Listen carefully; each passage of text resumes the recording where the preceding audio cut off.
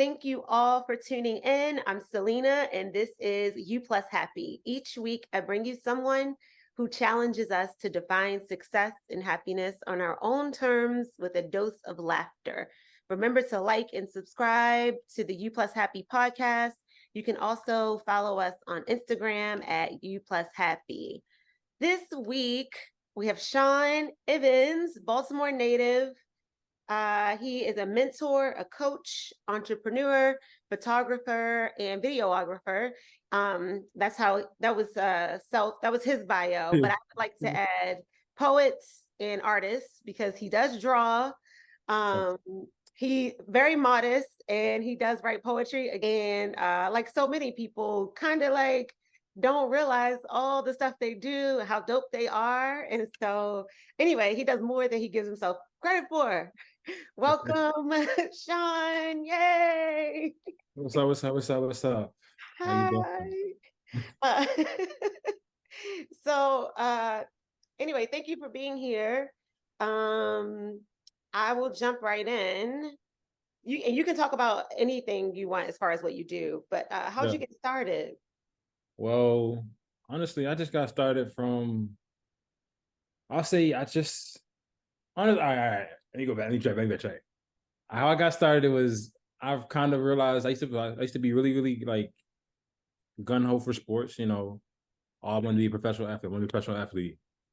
That dream didn't kind of come into aspiration, so I went through a time period where it's like I don't know what I want to do. So I kind of just dibbled and dabbled in everything that I like to do. And then I picked the ones that I had of like how I look at it is that if it doesn't feel like work, I'm gonna just I'm gonna stick with that. And that's how I kind of got into the main things like photography, drawing, poetry, because it came easy. So when it's easy to me personally, I'm gonna want to put the extra effort into it to make it to test my limits to see where I can go. Yeah.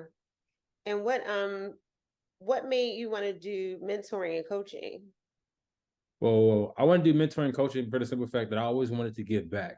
Once I got into the point of just like giving up, not giving up, but just not chasing the athletic dream anymore, I wanted to give back to the youth, the ones younger than me, give them what I probably didn't have or the little bit of things that I didn't get while I was growing up. Yeah. Were you with the sports pursuing sports, were you upset when you realized you weren't going to make it to the level you thought you were? I wouldn't say upset. I would say at first I was kind of disappointed because I knew I probably could have got to a higher level than I was at. But how I look at it is that I didn't put that extra work in. I didn't will myself to get to that part because everything about sport is really but with yourself. Yes, the most sports are team sports and stuff like that. But to get to that higher level or to the next level, you just have to the will in yourself to do that extra work every day. Like you said, like I said, it's someone always working harder than you somewhere. You can be the best person in Baltimore, but there's someone in West Virginia somewhere 5 o'clock in the morning running 4 miles, and you still in bed. Yeah. So I was thinking, I was like, should I tell the audience? But you're my brother, so it's hard. It's hard to like let you answer your own question without, because I know a lot of I don't some of these things I don't know and like Yeah, wrestle with inside, but I was there on the sidelines, literally and figuratively. And so I do have a little bit of insight. And so when you said, oh, but your goal was to go pro, right? right. Originally. And so, Yeah. but I want to say you got to college level, and I wanted to ask you how what how many people, because I know they say it's rare to go pro, but is it rare to go to college level or is that common? I will say it might be more common nowadays because of Mhm. how the technology and YouTube and Instagram and all the stuff like that. But honestly, realistically, it's not easy. Not everyone goes, and Yeah. not everyone has the aspiration to even go to college for sport. Because I tell the kids that I mentor now, it's a full-time job. You're gonna have to put 40. You're gonna put 40 hours a weekend just to be on a team. To play, you're gonna have to put like 60, and to be a starter, you're gonna put 80 to 160. So Yeah. no, I don't think it's. I don't think everyone I don't think it's easy. I don't think everyone can do it. Nah. So, because you're saying like it's easier now because recruiters or whatever can Yeah. find students online anywhere instead of just locally, right? That's why it's a Yes. little bit easier. Yes. A little bit easier. And plus also it's like you kind of don't know what kind of product you're getting until they get there because anybody can look good with highlights. I make people look good all the time. But the work speaks for itself when the person gets there. Right. So they got to take a little bit of a gamble. Like any other job, you come in on an interview. Yeah, I'm gonna say the right stuff. I know what the job Yes. description say. I'm gonna say that. You know, and you can check my references. Yeah, all, yeah, yeah, yeah, all yeah. you All you want. want, but are they really like my references? Right, right. So you do have to that's like yeah, it's a risk. And I didn't know what that about college sports, which you just I don't know anything about college sports, but and to be that young, because what they're going Yeah. to college at 17, 18, and then to have that and I know everybody doesn't, but I mean you're not mature. You probably want to have fun in college, you want to turn up Hmm. a little bit, you're getting away from your parents, all that kind of stuff. I know every case is different, but like it sounds like, oh, you're not gonna get to do none of that stuff. You are an athlete. If all right, so it's how I break it down. If you some kids know that they going to the league, so that's all they gonna do. It's just strictly But yeah, like when you go to college, like when I had my college visit and my college stuff, when I spoke to my college advisor, they even told me like we're gonna make your schedule around your practice schedule, your game schedule. And I was Wow. like, and I'm here to be a student first, then an athlete. And I didn't even play at like the highest level. I played at D3. So that's like I won't say the lowest of the low, but like that's the lower level of college sport. And even though they were still like football first and then classes. So yeah. Some school, so imagine what it is at like the D1 level, the big levels. Yeah. Kids are getting NIL deals and stuff like that. What's the lowest? D. D3, but the low like D3 is the lowest, Okay. but there's other things like JUCO and like NAIA. And like Okay. I'm not trying to like talk down nobody division or anything like that, just in case people out here go crazy. Yeah. I say the lowest is NAIA, then D3, then Okay. JUCO, because JUCO junior college got a lot of like sports rejects. People who had, like attitude problems in school or didn't Mm. want to take tests or their grades a little bit iffy. Yeah. So yeah, so it goes me personally, it goes from NAIA, D3, JUCO, D2, D1. Yeah. That gives a lot of insight into how much work is going on behind the scenes. I mean, I know a lot of people know way more about sports than I do, but for people who don't, like, I never think about somebody putting in a child, I mean, not a child, but a young adult putting in 50 hours a week to do this thing that might not happen. That's crazy. But it's like you got to look at it for the part of some of these kids who go to college. This is the only way to pay for college. Right. So Okay. some of them don't have the aspiration to even make it to the league or anything. Like they just want to get. They just going to do their time so they can get these 4 years paid for somewhat somehow. And then when they Yeah. graduate, they don't got to worry about it. Right, that's smart. Know that. And like I know there's a lot of I'm gonna get off this subject quick soon, but I know there's Yeah. a lot of controversy about how much student athletes work and money and all this stuff. But and I don't want to and you tell me if I'm wrong. I don't want to make light of it, but it does sound like you could also walk away with a really good work ethic and like Yes. knowing what it takes to what you have to do to get a certain result. Because I feel like how we do one thing is how we do everything. So if you do one thing in your life well, you'll know what it takes to do other things well. Yeah. So like one thing I'll say before we get off the topic is that so when I was an intern for at Towson, it was after a game and I think it was like a tough game where like the girls lost or something like that. And the coach came in there and said like, and just basically she came in and she basically told him like, I don't think you understand that in a corporate world when you leave college and stuff like that, these corporate people and these people who were looking to hire people, they always go to athletes first because of them knowing that you can do the job, like you can do the work because you've been scheduled to do the work for 4 or 5 years. So that's one thing I've always like kept in my mindset is that when you were an athlete, people try to look at that first because you're technically above what the people are looking for. Like the way you've been resilient with your sport is the way you might be resilient with this job, and that's how they look at it. That makes sense, and you know how to be a team player, because if you don't, I would imagine, again, this is from a very limited and from like knowledge of this subject, but I would imagine if you're not a really good team player and you're not LeBron level, they're not going to put up with it. Like if you keep Nah, they causing gonna drop you problems. like a bad habit. Right. So if they kept you, you know how to be a team player. And it also seems like you know how to handle your emotions, because if you, I'm sure, like if you care about the game and you lose or somebody messes up on your team, that's very emotional, but you got over it and you played the Yeah, next week or you went yeah. to practice. So it's like it shows so many different qualities that you had to master at a young age. Like, and you're probably a little healthier than most people. Maybe, maybe you never know. You do these crazy. I showed my brother a workout I was doing. I was like, oh, she crazy. And Sean was like, I gotta remember you never been an athlete. This is a regular workout. Yeah, these training camps they get a little different. They get a little, So PTSD kind of strikes in a little sometimes. these people are built different. I tip my head off, like so much respect Sure. for all those skills that they acquire and what they have to go through. And you too, because you did it at a college level. So I know. Um, okay, you kind of talked about this when you from your original goal to where you are now, but Mhm.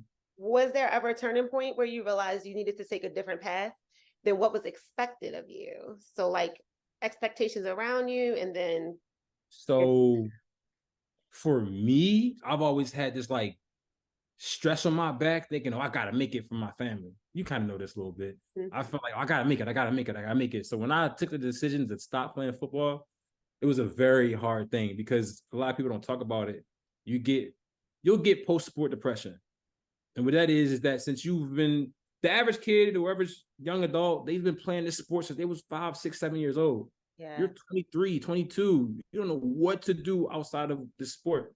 So I kind of just had to like sit back and just focus on what's next. That's why like when people ask you like, what's your plan B? Yeah, you want to stick on that plan A or whatever, the league and stuff like that. But you want to have that backup plan where, and I didn't have a backup plan. That was the thing, was I was just so gun-ho on going to league. And then once I realized that's not really a attainable dream, I was just lost. And then once I kind of sat back and then just tapped into things that I used to do before I was fully gun ho into sports.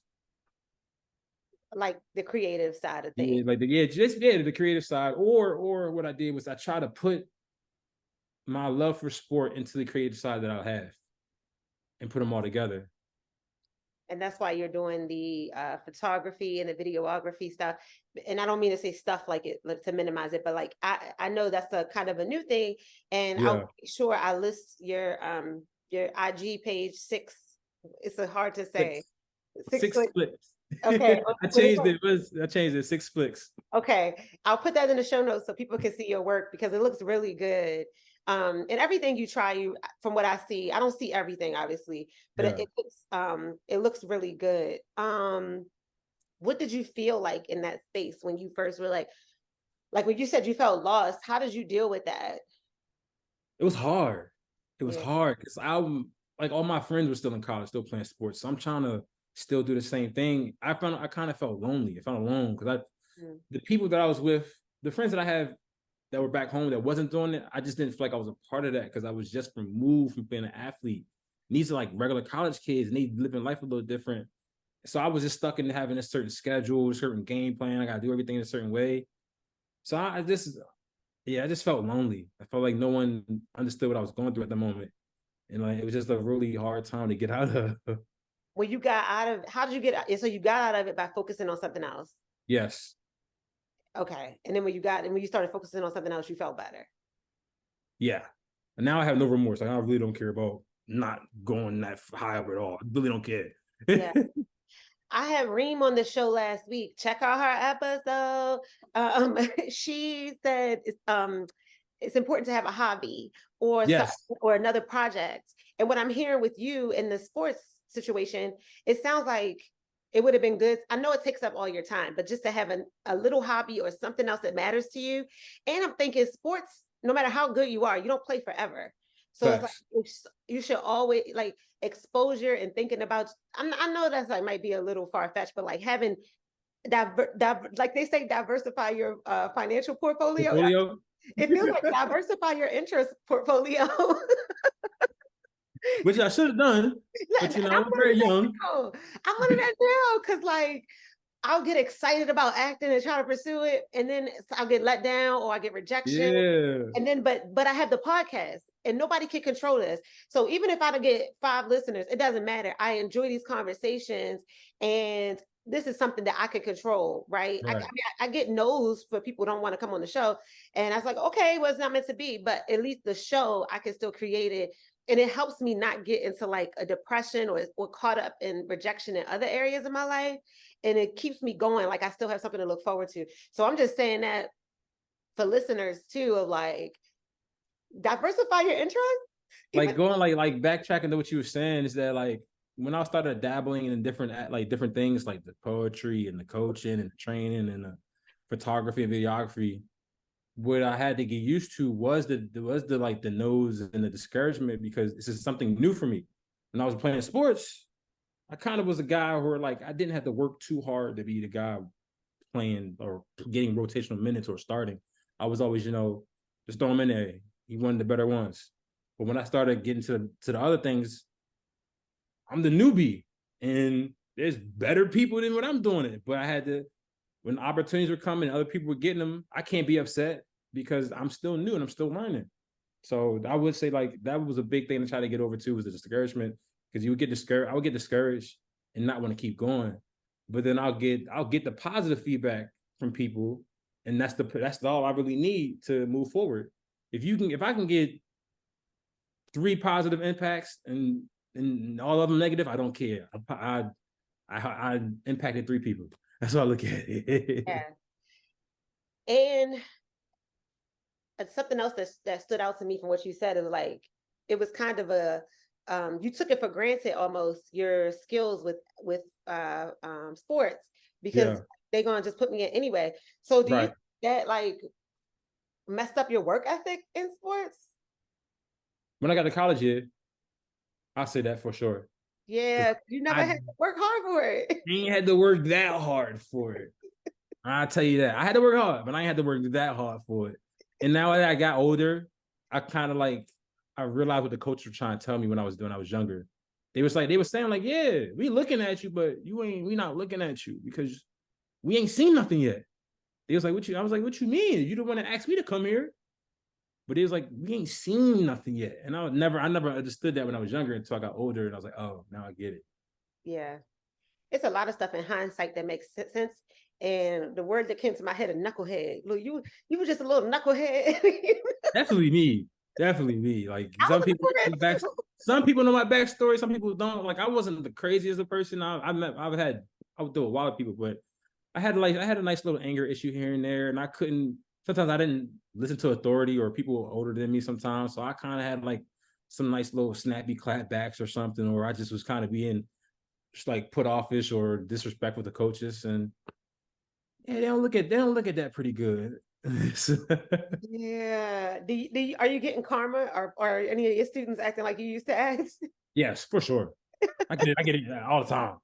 And I can't even be upset with it. I What do you cannot at all. how do you deal with it? What I do is now I kind of try to like sit back and look at how I was at their age. That's Yeah. how you really gotta look at it. Like I'm from the kids that I have now, most of them I'm about 15 years older than them. So how I was at their age, I just gotta look back and see how I was at their age. It's like, all right, say if this is a mentor talking to me, and he trying to tell me how it is and how it isn't. And I'm like, well, what you know? So like that's how I look at it. And then how I gotta look at it too with these kind of kids that I have, because like I work with some high profile kids. Yeah. Their egos are way bigger than the average person. So I have to kind of take that all in accord when I'm mentoring them, let them know, like, yeah, you were here, like you were at this level now. But when you get to the next part of your life, everyone's at that level. So Hmm. you just have to just humble yourself slightly. You can still be you. I ain't telling you not be you. I have my ways. Just learn how to. It's a time and place for everything. Yeah. like, and be coachable and listen. Yeah. I just had I just went to a conference, and one of the women, I forgot what she started, but she said, when you're in life, like you climb a mountain, and she Yeah. was like, right after you climb that mountain, there's another one waiting for you. I was like, girl, snap. Facts. Oh, like she I didn't say that obviously, but that's really how it is. And that's exactly what you just explained with the children. Like, yeah, you're high right now, like in the school with this level where you are. But if you get picked up, you're gonna go down and have to go and climb another mountain and a whole A whole nother. nother mountain. Like you said, no another mountain. Yeah, so relax. It's another mountain waiting for you. You need to humble yourself because ain't no shortage of mountains. Swear. Too many uh, mountains you gonna go through.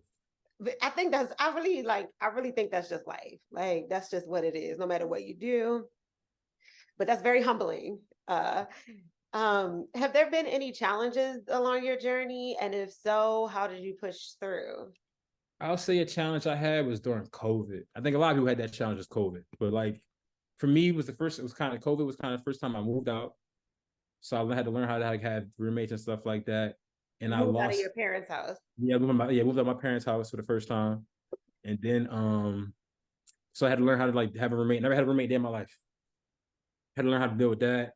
Growing pains, you know what I'm saying? I room with a friend. It's a room with friends is a good and bad thing, however you want to look at it.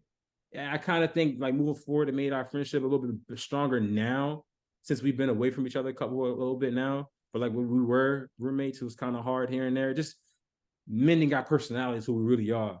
And then, like I said, COVID, everybody lost their job. I lost some big opportunities, and I was just trying to like. It was hard to bounce back from them losing those big opportunities because I felt like I was finally getting some footing and some traction into my career. COVID hit, boom, it took away everything. And then the job I have now is what's helping me propel myself back into the career that I'm trying to get back into. Yeah, yeah. Um, and so your solution to it was like just the only way through it was through it. Yeah, the only way to do it is just to tough through it and get through it. Certain things you just can't like avoid. You gotta go through it. And I think since I'm a young adult, it was just certain things I had to go through to get to where I'm at today. Yeah, yeah. I think sometimes we try to avoid challenge, uh Yeah, challenging situations. And like you said, they're gonna find a way. And it's not to be negative, but it's a thing of like how do you wrestle with it and get through it? And it sounds like because you you just can't grow if you stay in the same spot. You yeah, know, yeah. you can't grow if you just doing the same old every day. You gotta try different things. You gotta learn just what else is out here for me to get better to become the how I say it. You have to like do the work to become the person that you want to be. Mm, Not what your mom wants you to be, your sister want to be, your brother, your family. Who do you see yourself at the end of the day? What do you want to be? So you have to go through those growing pains to become that person that you want to be. yeah, yeah. Yeah, I was thinking too of that's so good because I'm thinking too, like without challenges, life would be boring, right? Like, have you seen Pleasantville? Is that the right name? That Jim Carrey movie? Um, So I think it was called Pleasantville. You have to watch it. No, it's not Jim Carrey. Renee, it's somebody. But the concept of the movie, it was some people in there. The okay. concept of the movie is like every day was exactly how like 70 degrees and there was no Sure. trouble. Yeah, and people were like, I can't explain it, but I'm thinking like, I think our brain wants challenges. Like it Yes. needs challenges to keep growing. At the end of the day, your brain's a muscle. Yeah. And it'll be boring and I feel like you can slip into depression if it's just like this because it's a hamster wheel, right? Mm-hmm. Right. I gotta think that thought out some more. That's all right. In our society, we talk about success so much, but Yeah. we never talk about the failures on the road to success. And then, Oof. so, so was there ever a time when you felt like you failed? And what was your biggest takeaway from this experience? I got to go off of just being in college alone. I Yeah. flunked out of college 3 times. I flunked out of college 3 times. Three. Flunked out? Yes, 3 times. What college? All of them? Towson. You flunked out of Towson 3 times? Yes, 3 times.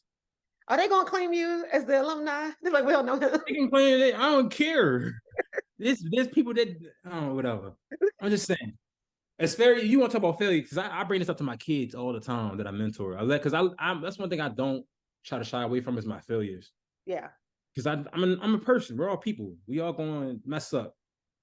Me kind of I won't say I'm a first generation, but we kind of first generation college kids. you are for sure. And just not having that extra kind of like knowledge of how college work. And then you got to think when I went to Towson, I stopped being an athlete. And I didn't know how much free time that I had.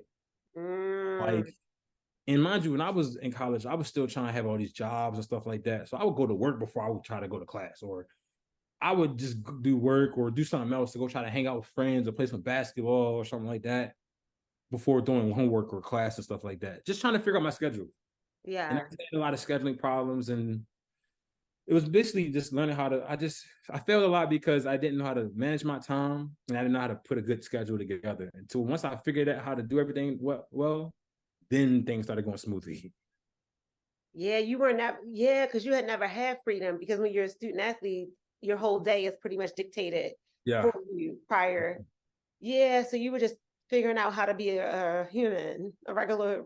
basically Oh, just trying to be a regular college kid, and it was kind of hard because I was so stuck on like because I would take early morning classes knowing I live 30, 45 minutes away from the school. So waking up at 7 o'clock in the morning trying to beat traffic to get to the school, it makes no sense to me. right, right. So So you, sometimes I would go to class. oh, well, that's how you looked out. So, but you figured out, you just did trial and error to figure out what worked for you because you did graduate. Yeah, I did. Yeah, that trial and error. A lot Okay. of trial and error. Yeah. It sounds like too, like, what was I about to say about, um, I know you're really good at things, but it sounds like you don't want to put a lot of effort into things that you don't care about that much. like, Yeah, like, because the classes that I was flunking were classes I didn't care for. right. Because I feel like if it was a class about, you weren't doing photography back then, but if it was a class of drawing, you would have been excited to get up and Yeah, go. Like, because football, I know you probably had practices before 7 a.m. in your life, and you ain't had no problem getting to I'm those. probably getting up. So it was the class where it was like Professor Fufu talking about nothing. You're like, I can't get up at 7 for this. Yeah, I couldn't. All of a sudden, I can't get up at 7. I even had a professor tell me like I had a professor. She was the department head of the marketing department because I was a business major first. Mm-hmm. And I took her class I think twice, and she was like, "Look at here." I'm like, "No, I took the class 3 times. I had to get a fourth exception from her, and she sat me down. She let me know. She's like, "Look here, I'm gonna give you this fourth exception, but after this, don't ever take my class ever again because I just know it's not a good fit for you." She let me know. And then Right. she gave me a list of professors I think would work for you what you're trying to do while you're here. Yeah. Yeah. Were those, did you ever interact with those professors? Yeah. The ones that sat me down, let me know like I was messing up, or the ones that I've actually helped me the most. Yeah. And the ones that she referred you to, were they helpful? Yeah, for sure. That's so important. I feel like I went to Towson for a little while, and there was like, not to shit on Towson, but there was no guidance, like no help. And it's like when you're young and like Need you that. don't know what's going on, you need people who are like kind of got your back a little bit. And I guess Towson's changed because when I was going there, I was like, it was no, it was not helpful. I was swimming and drowning in the No, ocean. I think I had too much help and I was trying to like shine away from it because I'm the type of person, you know me, it's Yeah, hard for me to ask for help. yeah. It's really hard for me to ask for help. But one thing I want to let people know is that no one gets to where they're at without help. You're Hmm. gonna need help. Just swallow that pride and go ask for some help. You're either gonna get a yes or a no. That's it. If you Yeah, get no, cool. Ask somebody else. Somebody gonna help you because somebody won't want to see you be successful. yeah, yeah. That is important. I need to ask for help. I don't want to either. I don't either, but sometimes I'll be like, "Yo, I need some help, bro. Like, help me out, please." Oh. I think that's a muscle too, like you said. Like, and then I guess when you ask for help, you get used to it, and then you feel more comfortable, and you know what to ask for help on, and like it's not as like this embarrassing thing. Yeah, or I'll just tell you too, just hope, just make sure that person or you, whatever you're doing, is genuine help. Some people like to hold that above your head. You know what I'm saying? Like, Mm. oh, remember I help you with this. Da, da, da. Well, you supposed to have that kindness of your heart. I just wanted, I thought, if I did it for you, it'd have been mutual respect, you know? Yeah, that's a thing. I know I work with a friend a little bit on one thing, and I was like, I don't think friend. I don't know. I think it depends on the friends, but I wouldn't ask any of my friends for help with like my professional life. Right. Um, because it's just muddy in the waters, and I think there need to be some clear boundaries in a lot of relationships. But yeah, with certain friends, yeah, not all friends. Yeah, that's true. I met your friends; they're good guys. Um, who or what has been your biggest motivation up until this point? Family. That's all I can say. Literally. Everything I do is for my family. I don't care about nothing else. I don't have like what else is like other motivation part do I need? Like because how I look at it is that our grandfather, I remember he sat me down. He's always like always how I always live my life is that he said, don't let them pronounce your last name. Or ever let them mispronounce your last name. And I kind of like he told me that and I was like 5. And I've always remembered that. And I always took that as like a pride thing. I just want people to always know who we are. And that was kind of how I used to go about. That's how I go about life. It's just that if I'm good, I'm gonna make sure y'all good. And if y'all good, we all good. And that's how I look at Okay. All right. it. I can't like that's my biggest motivation. It's just to make sure y'all good. I know I'm gonna be good personally. Well, I think we all think that.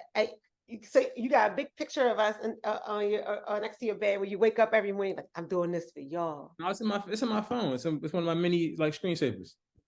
Okay. Um, when we were talking about expectations of you, I would say I was in my own world, but I remember we were all talking one day, and I think we all thought you would be a big time businessman, which I think you still are on your way to.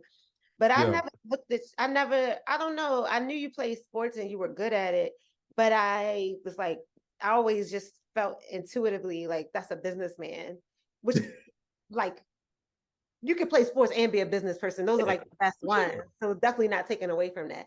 But like that's what I think was expected of you on our end.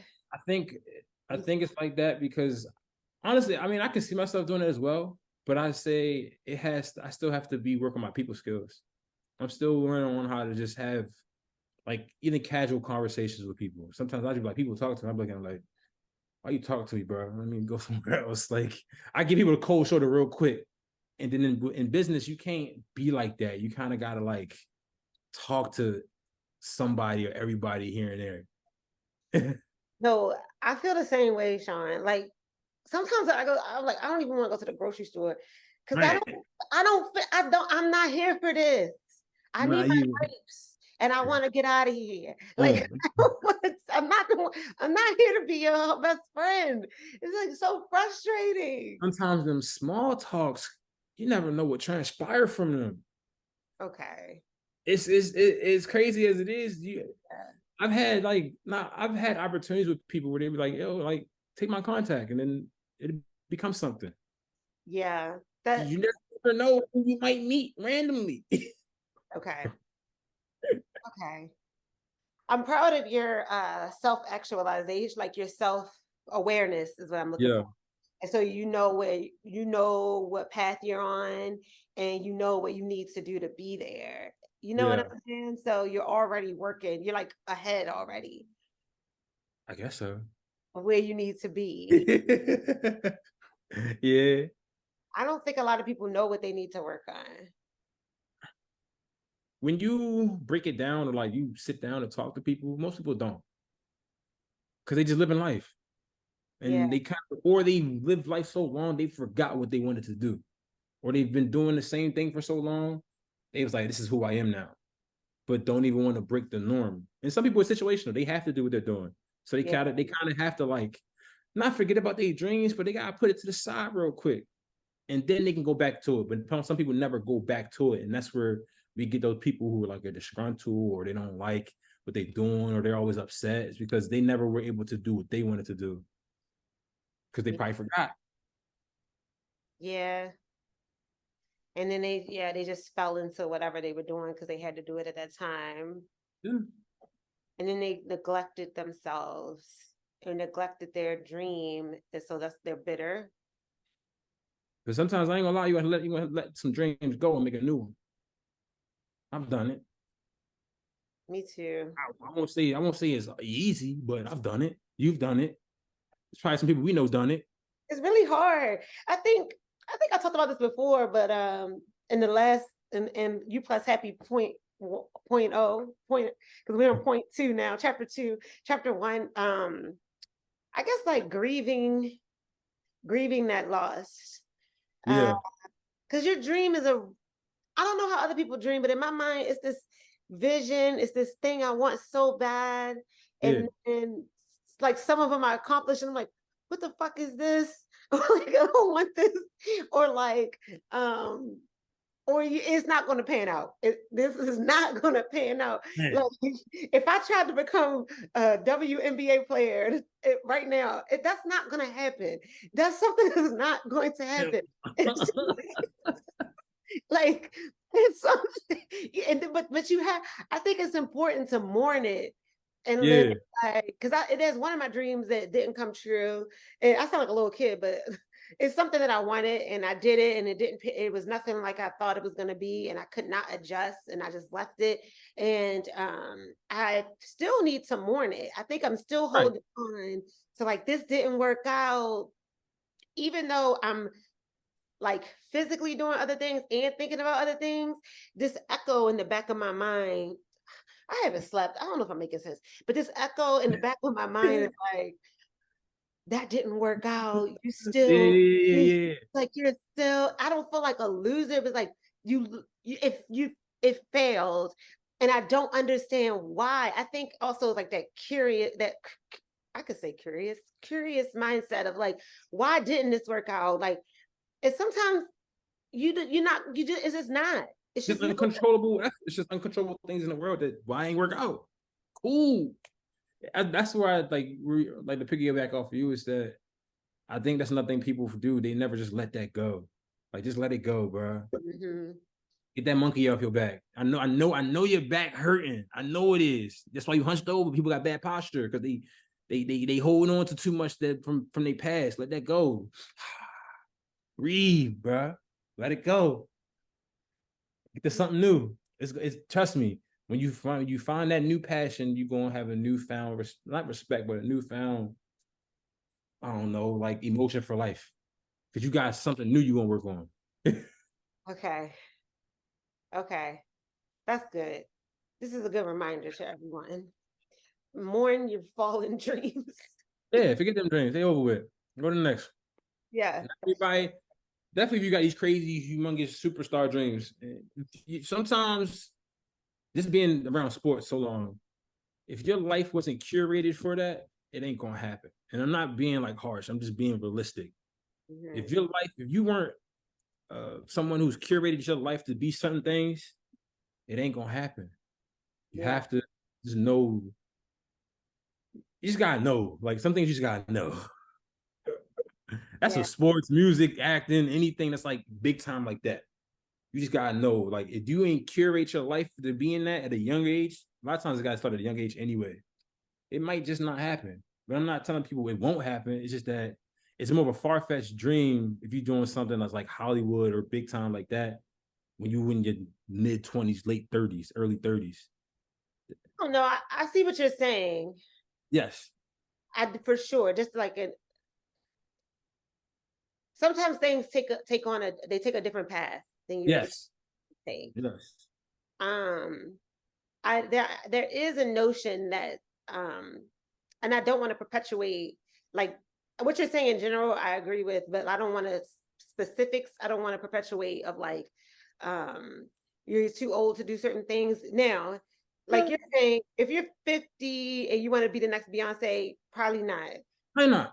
Now I'm not saying you can't be a singer and you can't Right, make it. right. And you can still like get paid. Because when I was living in LA, I knew so many people who were um artists who were making a living, but not on this. You would have probably never heard of them, but they have these lives that are they love, that are beautiful, um, Right.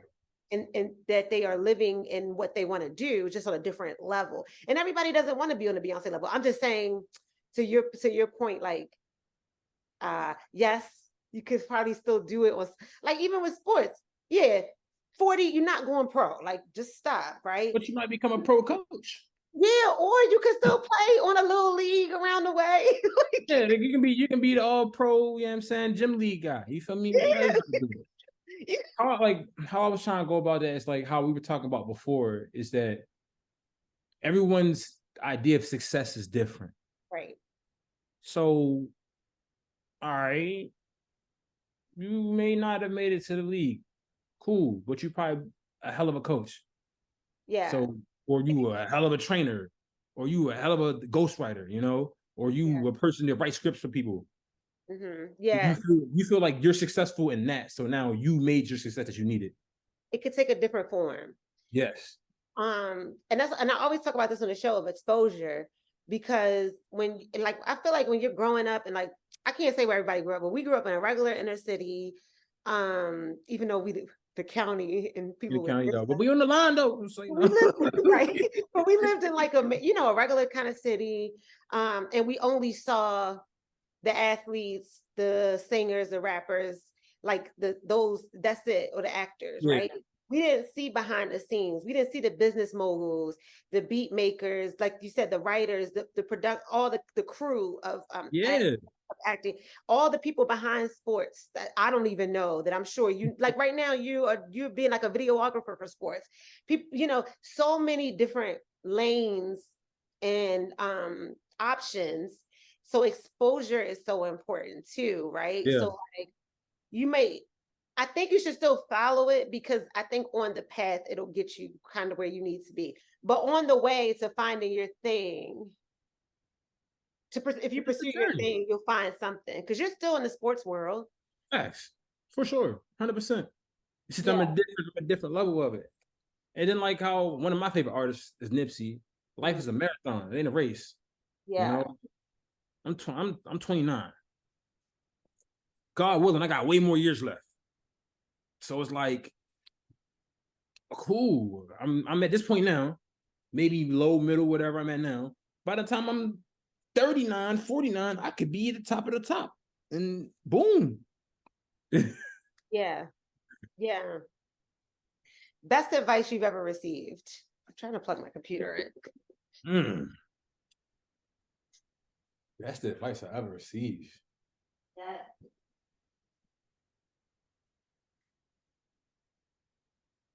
I ain't gonna lie to you. That's a tough one right there. I get a lot of good advice in my day. But it's nothing like I can't think of nothing that's sticking out to my head right now. That's why at this moment. Yeah. Uh honestly, the only one I really can say, because everyone always tells me this, just be myself. And Mm, most people know me, know I'm kind of like I can be very radical sometimes, and I can be kind of like not it's not a hard, I'm trying to think of the word, like aggressive, but not super aggressive, you know what I'm saying? mm-hmm, Like, but I'm definitely a person who's to himself a lot. But when I'm in a room somewhere and things like that, people say like my opinion matters. And that's how I look at it. I just think the biggest advice I've always gotten from anybody, any walk of life or anywhere I was at, they always say, just be yourself. When you're yourself, no one can tell you that you're not. And when you're yourself, people are either going to like it or they're not. And I'd rather people not like me for me being who I am than to me being like trying to put on a show for somebody. And that's why I feel like that's the best advice I always got, because if you're always your pure general self, I mean, your pure genuine self, no one can tell you that that's not who you are. And then if they don't like that, cool. Now you know that person does not like you, or that whatever you're doing, they don't like you for who you are. And that's how I'll say that's one of my I say right now is my biggest advice I had so far. Maybe something else gonna pop up later, mm. but that's the best advice I've gotten so far. How do you know when you are being yourself? I don't feel like so for me personally, I get butterflies and stuff like that, and I get anxious when I'm not myself. When I can't, sometimes I'm at work and I gotta put on like a little mask, say how you doing, da da da. I stutter a lot. I get kind of like my palms get sweaty because I know I'm not being myself. I talk a lot of ebonics and slang, however you want to look at it. Mhm. But in the corporate world, sometimes they look at you like, oh, he might be a little ignorant. He may not, Mhm. but that's BS. Yeah. I can hang with the tops of the tops. So that's how I really know when I'm not being myself. I just can feel it. Like I feel like I want to throw up and stuff like that. Uh, a guy told me a long time ago when I first moved to LA, I was nervous about my accent because I'm from Baltimore, and Yeah, um, and I know how I sound, especially back then. And he was like, intelligent people are not gonna worry about your accent. They're gonna be listening to what you're saying. facts. And that really stuck with me. Like, so what if I say mother, father? That's how I talked back then. But if I'm saying it, it's focusing on what I'm actually saying, the Yeah, not like my accent. And that really stuck with me. And anyway, I was just sharing that because I know that's something that I've wrestled with and that you wrestle with a little bit because you want to be authentic, but you feel like to make your money, you got to put on this show hey, sometimes. you don't have to though. And I'm like, I don't want to live in that world.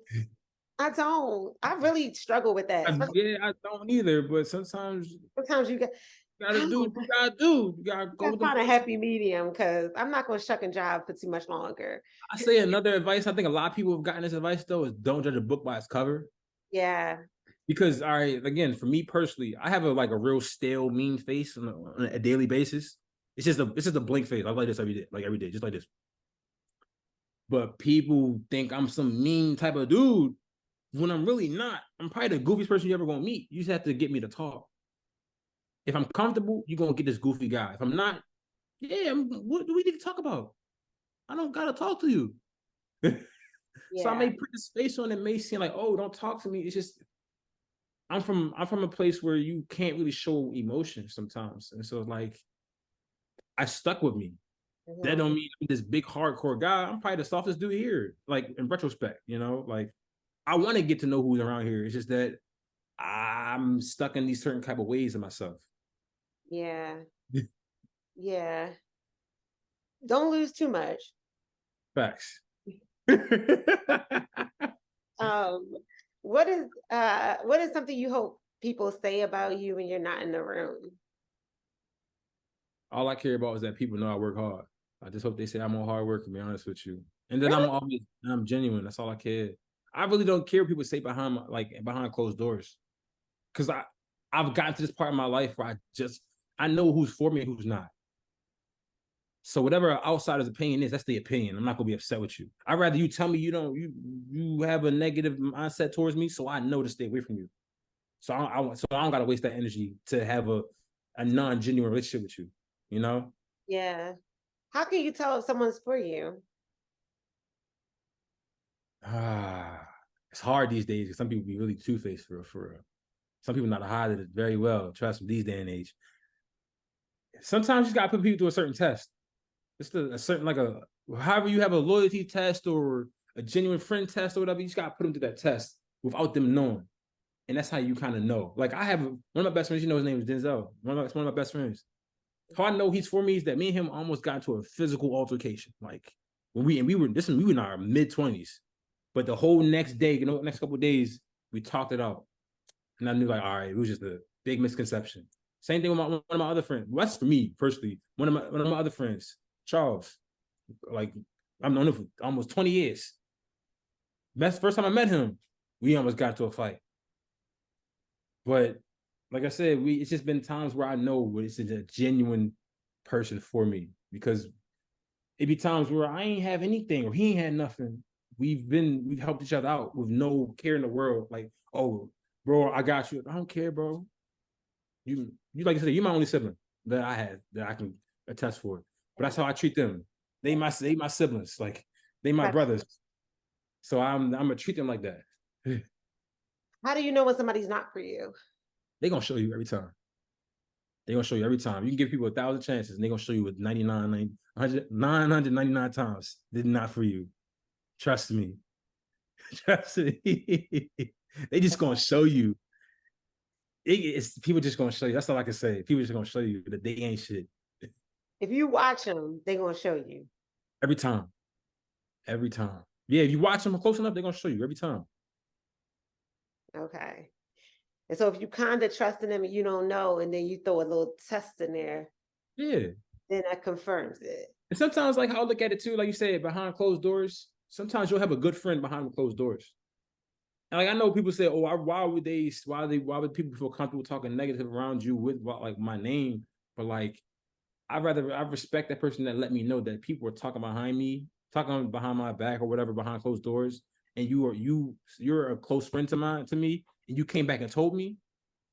I will appreciate that because at least you ain't go in there and can I don't know, but maybe you at least ain't go in there and continue the ranting of someone being in the room talking about me. You should let me know that these people they not be for you, bro. They might be they be talking a little crazy. So I'd Yeah. rather someone's telling me, and then I have to go find out on myself, find out on my own. That's if I gotta find out if you were in the room as well. Because they're like, all right, if I gotta find out you were in the room as well, damn, you part of them. Yeah. No, for real. Have you caught yourself ever not being solid, as the kids say? So, yo, I'm sorry. My brother makes me really corny. Yeah, I've done it in college a couple times. Not be yeah. It's I'll be sometimes honest with you. I've done it in college a couple times. yeah.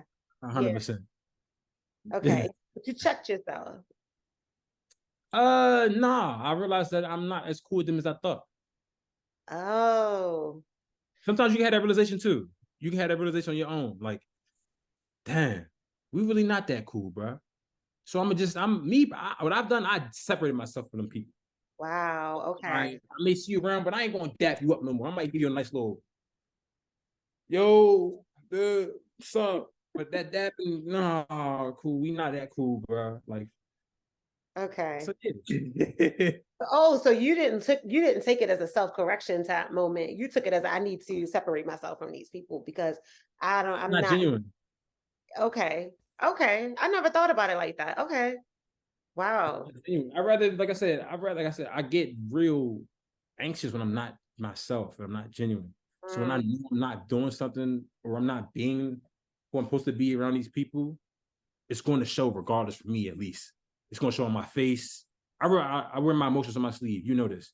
It's mhm. going to show my face and everything. So I'd rather cut loose on them people than to it get south, to go south and now it's a whole different debacle. Yeah. You know, I just thought about this and I wonder if you feel this way of like people who I consider my friends, like my friends, when Mhm. something good happens in their life, I get really excited. Yeah. Not even I have to force the excitement. Like I'm genuinely inside excited. Like, oh my God. And then I notice with people I don't really I didn't know, but I wasn't as close to, I feel myself forcing the excitement. And the first I was like, am I jealous? I'm like, no, give a fuck. But then I Yeah. thought about it like, oh, I actually just don't like this person that much. Or I don't care about this person in the way that I thought I did. Like I still respect them as a human, but that's a different situation than I invited you into my life and to be my friend and to be in my circle. And so I just thought about that though. Have you experienced that? We probably experience that every time you get on Instagram or something. Social media is a highlight reel. So a lot of people like to show their highlights. Oh, I did this, I did that. Sometimes I look at it like, oh, that's cool. Next. No, Yeah, that's cool. Next. Oh, it's my man. Check him out. Yeah. Okay. yeah, Like that's really how it goes. Like that's true. another thing how you said, like if you how you closer with people. Now sometimes some people are living their own lives. One thing I do give people is the benefit that was that they live in their life. So sometimes people just so wrapped up in their life. But how I know if someone's for me too is during the bad times, like the real bad times. And like the friends that I'm cool with are the ones who see me at my worst. My handful of friends, I mean, I can count all my friends on my two hands. Like I call like friends, I can call them today and like, yo, and have a conversation like this with them. It's that they see me at my worst, but they are the people who even corrected me at my worst. I'm talking about my worst is like this I'm always sad or something like that, or my worst is like my anger, or I'm trying to like fight somebody. They've always letting me know and let me like, yo, you in the wrong, and you know you in the wrong, and never I can't have people around me that's not going to tell me that Mhm. I'm not in the wrong, or they can't correct me, Yeah. or they can't help me. They don't even got to help me when I'm sad. They just listen to me talk Right. and let me let this emotion go. And that's how I know. That's another reason. That's another way I can figure out people who are for me. Yeah, I agree. I think it's so important to have people to call you out, like not call you out just for the sake of calling you out. Because I've had people like Facts. that too.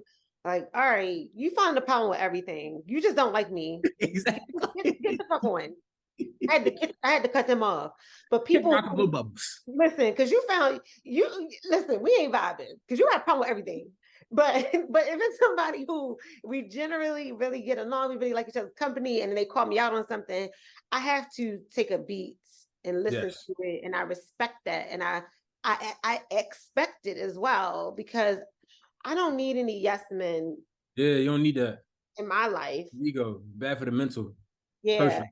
yeah, I agree. And like we can't see ourselves from the outside, right? We know what's going on in our heads. So we need somebody who's giving us an outside perspective, who cares about us, respects us, and knows kind of no one can know everything that's going on inside of you, but like Right. knows our heart and like knows like no, she's a good person. She was tripping when she did that. I don't know. I don't know what happened. I don't know what happened that day. I've heard that story a few times for myself. I ain't gonna lie. Yeah, so it's I'll be like honest. I'll be so honest. yeah, I get very suspicious of somebody who never calls me out. I'm like, what's going on here? I've known you for 10 years. I ain't did nothing wrong. This don't make Getting sense. a little fishy now. I ain't that perfect. I know that. Listen, I know I did something wrong. You ain't saying nothing. I don't like that. You probably saying it behind my back or you don't care. Mm, mm. Either way, I'm questioning things. But anyway, in our society, there's this idea of what it means to be successful. And so we were talking about this before we started the show today, and I say this all the time, but like the the concept of the show is challenging. This show is not to tell anybody what success is. Yeah. It's just to make sure we're thinking about what it means for success for ourselves. So what's Yeah. your definition of success? What does it mean to be successful? Let me ponder and think real quick. Like you said, everyone's is different. But Yeah. personally, like how I look at success, if I'm fully happy, like what I'm doing, like I said, I'm still kind of young. I don't know, 29. I don't know if it's young or not. Who cares? If I see myself, if I'm doing something, all right, that's fine. If I get to where I want to be, like photography or training or coaching, and I'm doing that for an extended period of time, I'm fine. And I'm able to feed my family. If I made my own family, feed my family, stuff like that. As long as I'm genuinely happy in doing what I'm doing, that's success to me. Because, like you said, we have this false sense that success means, oh, we have to be on the top pedestal. There's people who are on them pedestals who don't even know who they are. You know, there's people in my job, because I don't want to say too much about my job. I can't do that. But the type of clients we have, the type of clients we have, they be high people for real, but like you wouldn't know it. So their success is different than everybody's. So like how I look at it, like I said, it's just me from how I look at it is that as long as I'm happy doing what I'm doing, I'm good. If it ain't bringing me too much unwanted stress, I'm good. So your definition is spending your day doing something that you enjoy doing, Yes, and it provides more than enough money to live in this world. basically, Um, basically. and those things right now are Photography and probably coaching. But coaching goes into like owning the gym. You know this. I want to own my own gym one day. If I could do that, I'm fine. I ain't gonna lie to you. You give me, I get on my own gym, I'm straight. As long as I'm, like I said, I make enough I gotta do. I got enough mental psyche to do what I like, to run my business, and I got enough time to go do the side business I want to do with photography and videography. You know what I'm saying? That would be like my idea of success for me.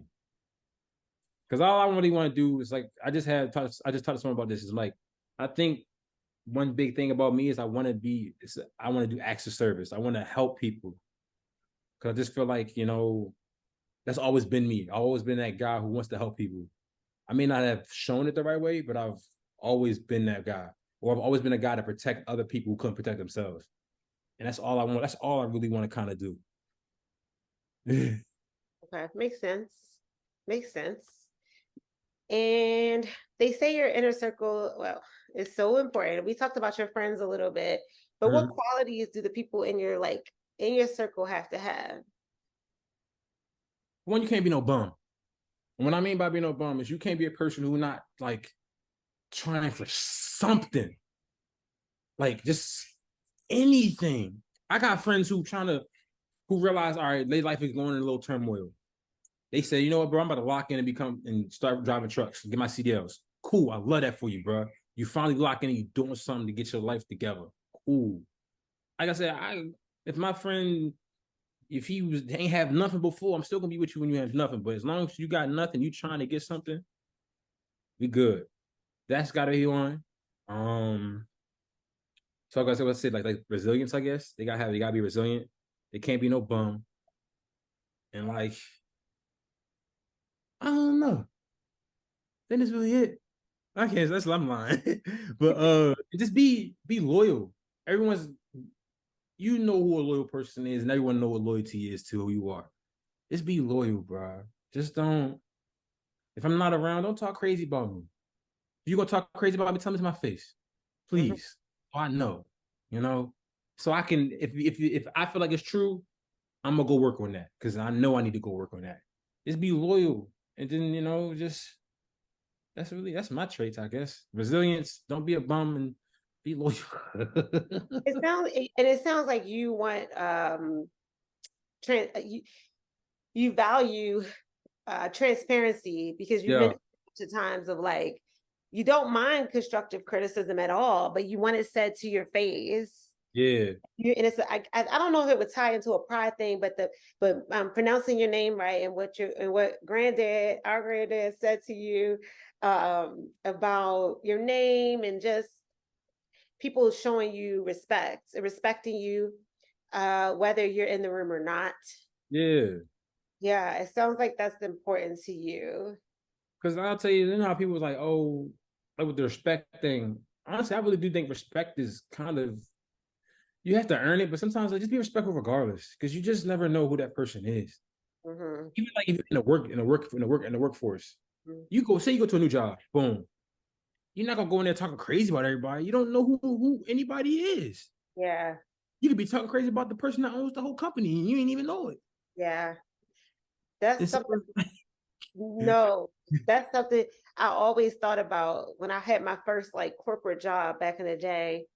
One of the older employees came up to me and she was like, "It's very political, so mhm. just be what's that word? It starts with a D. It's um God, Discreet.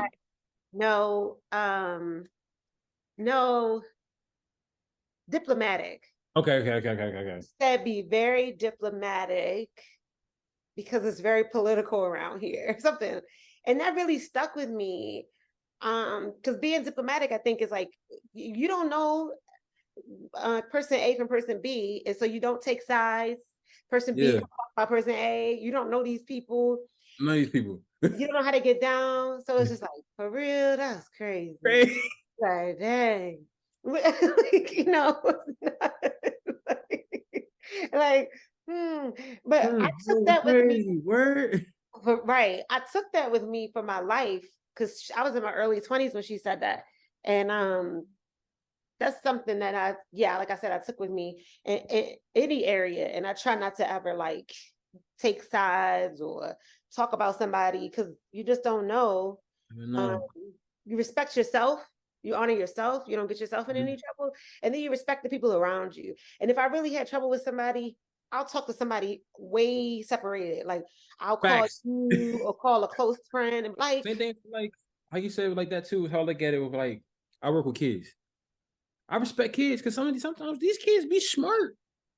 They really be smart. They like that's definitely in this technological age. Like these kids be smart, so you gotta respect them. That's how I feel. That's why like some of the kids that I do, if they be disrespectful with certain adults, because some adults think, oh, since I'm older, you Right. gonna listen to me. They don't have no sense.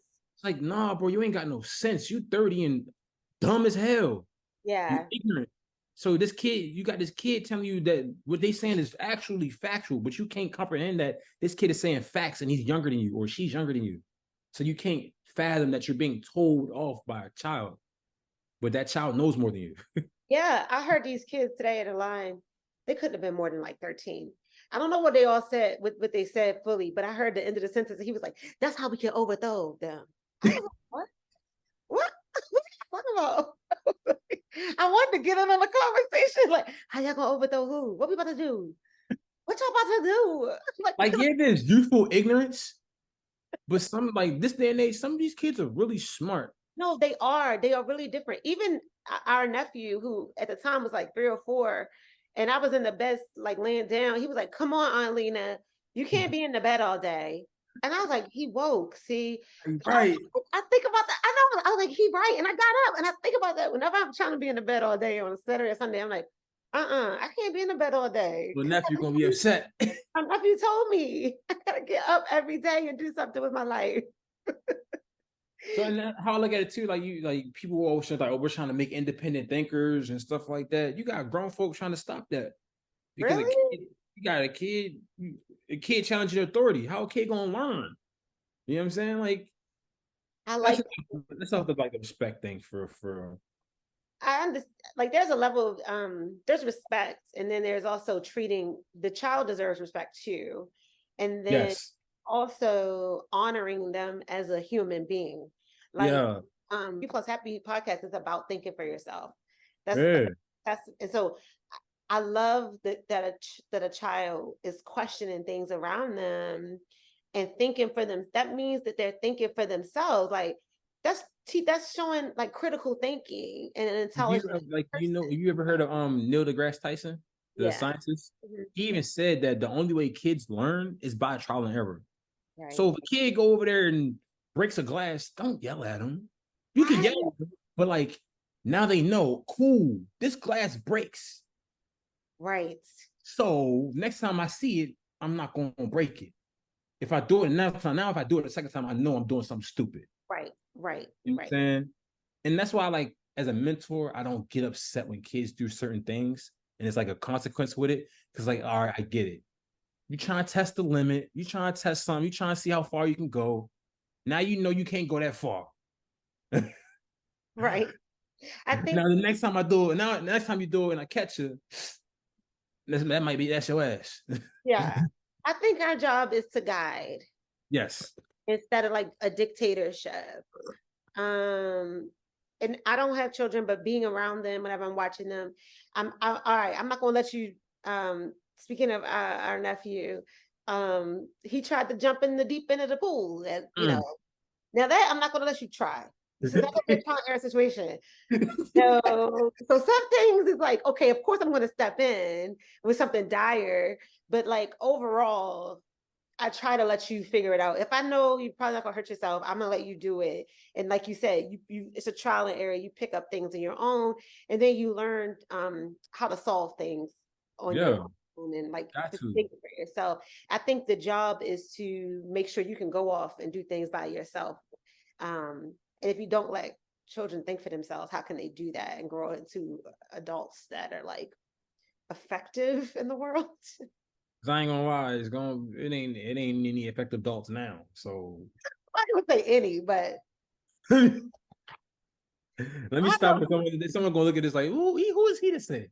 well, this is your opinion, and this is your episode, so you can say whatever you want. As my the host here, I'll allow it. This is a safe space, but I am lucky enough to know that there are some awesome people in the world, and I get to Facts. meet them and work with some of them. Um, but there are, I mean, there are some trash humans. You need all kinds to make up this world, right? Yeah, you need everything. You need a little bit of everything, a little sprinkle of everything. And who am I to say? Somebody could call me a trash human. I'm sorry. I don't really don't care. It is what it is. It's their opinion. Oh well. I edit that out. No, you keep it there. Some people. control Shawn. What piece of I advice am. would you say? This is who I am. Um, I feel like I could have got more answers out of you if I wasn't so out of it today. It's okay. What piece of advice would you give listeners who might want to become a coach or photographer or any of the things? You just got to get your foot in the door. Literally, you have to find someone, find a team. If it's coming to coaching or trainer or something, if it's training, you just got to do it yourself. But now you have to just don't be a person who's ignorant to the training world. You know, like learn, do your research, just learn about the human body. Because I think training someone how to move is not hard. You have to just literally learn the functions of the body because the average individual doesn't even move their body on a daily basis just to get a physical workout. Now, if you're trying to be a coach, you have to get your foot in the door. And that's one big thing, like as an intern, I had to learn because I was an intern pre-COVID. COVID hit while I was an intern. And I'm thinking, ooh, I was an intern for this good program. They're gonna help me out. I don't got no experience besides being an intern for them.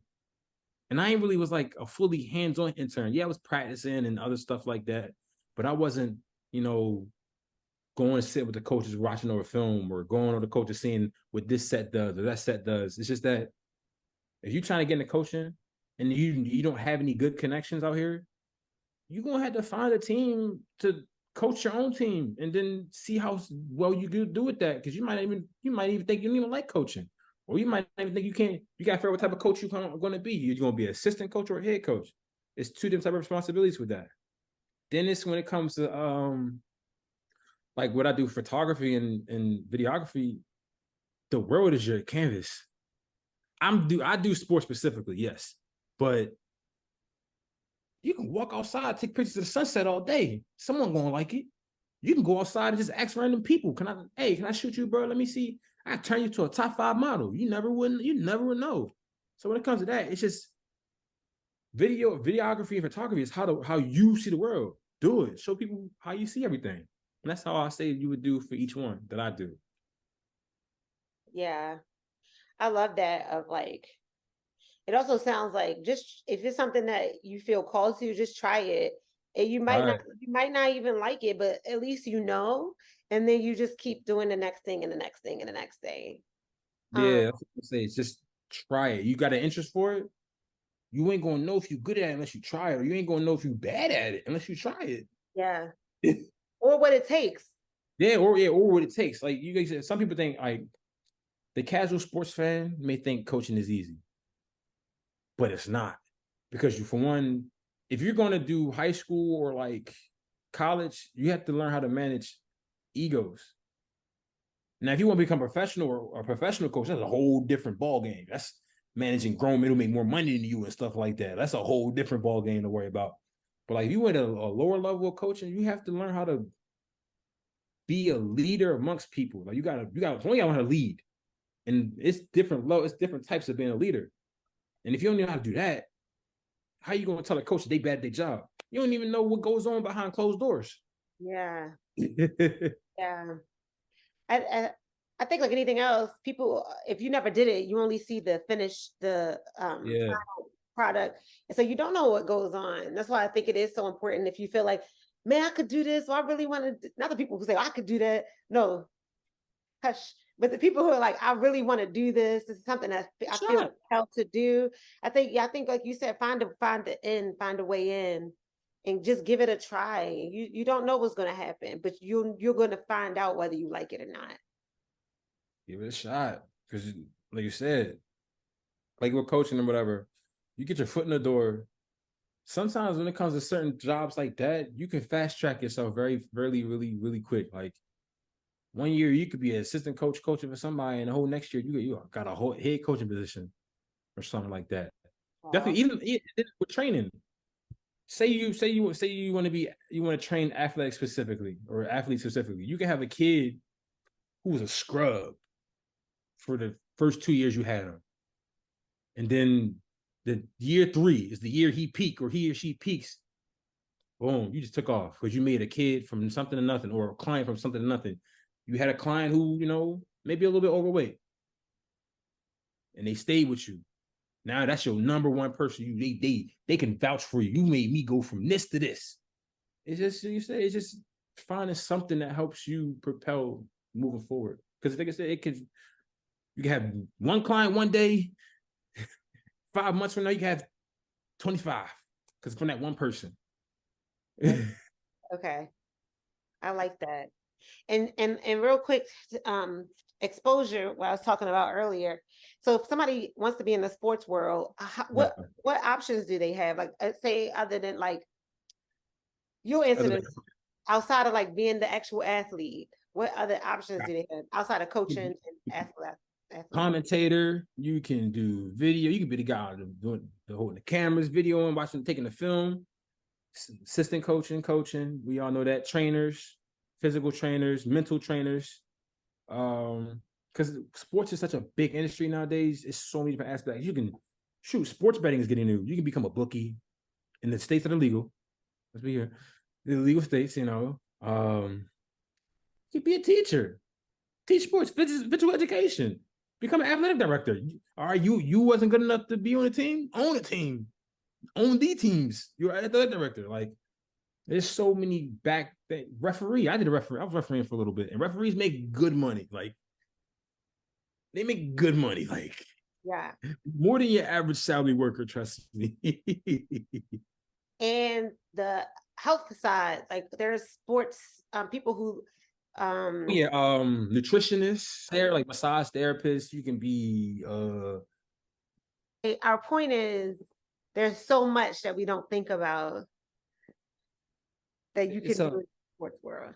it's like say for sports, like for the stay in the sports world, it's a multi-billion-dollar industry. You just have to figure out where the money is and what you're trying to do. Yeah. If you're looking for that, like some people for sports, it's not about the money. They just like to do what they do. But if you looking for some type of good job and stuff like that, they out here. You just have to find it. You got all types of resources. A lot of people don't know. But the thing is, when it comes to sport, it's kind of like a niche type of thing that not everyone knows where these outlets are. Like I can give you three websites how to find a job in the sports world right now. But I learned that in college because that was the major that I was in. Yeah. So they taught me these things of how to get into the sports world. So most of the time they told us to even get in the sports world, you're going to do ticket sales. You're going to be at the guy at the desk, your ticket. I mean, it's a regular job, but like you're going to start in sales. You're going to have to learn the ins. You're going to have to learn the business of sport, not just the doing of it. Learn the ins and out, the actual executive part, the business side, how they make their money, how does it operate. That's another part. Yeah, operational part. You can be equipment manager. You can be an operations person how you can like set up the events, you set up the schedules, you set up when you're operations, you do everything that everybody sees. You get what I'm saying? But when you operations, you always got to manage the budget too. You got to manage how much money you spend on the road. Like it's a lot. It's a lot more things you can do besides just being the actual player. Yeah. And a lot of things every role is super important because this can't get done. And I want to like big up that most thing, like I don't say most, but a lot of things take so many people and so many different roles. Yes. And we need people in these roles that are outside of the shiny, flashy part. Facts. Who's doing dirty work? You know what I'm saying? Yeah, or just the behind the scenes work. Just behind the scenes. Well, those are all my questions. Do you have anything else? I don't got too much. I think I've been as most open as I ever been in a while. Well, thank you. I'm gonna try to edit this episode, see what I can take out from my rudeness. Rudeness from what?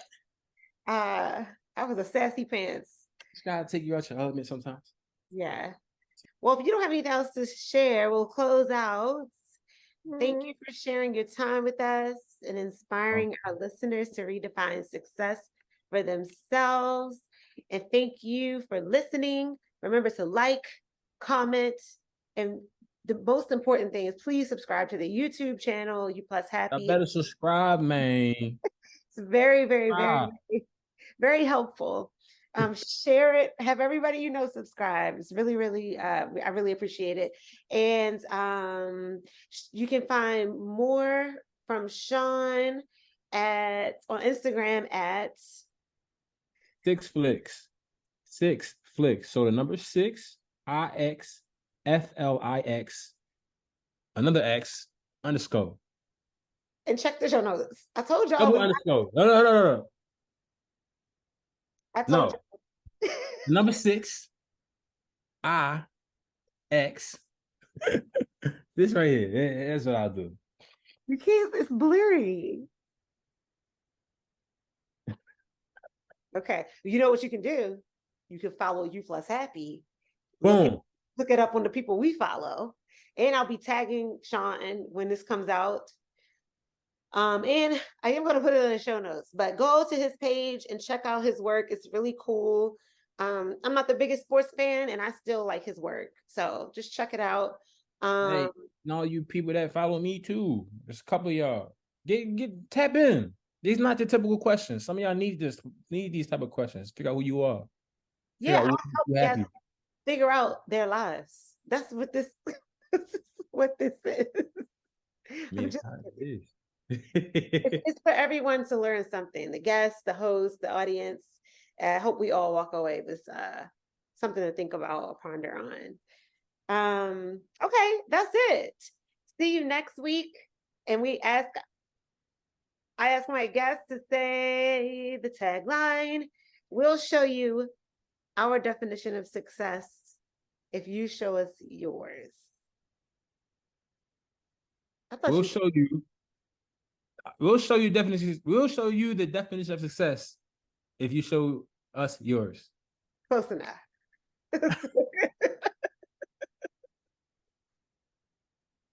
Good job. Thank you, I Shawn. appreciate it. I'm happy to do the show. Can't lie. Thank Thank you. you.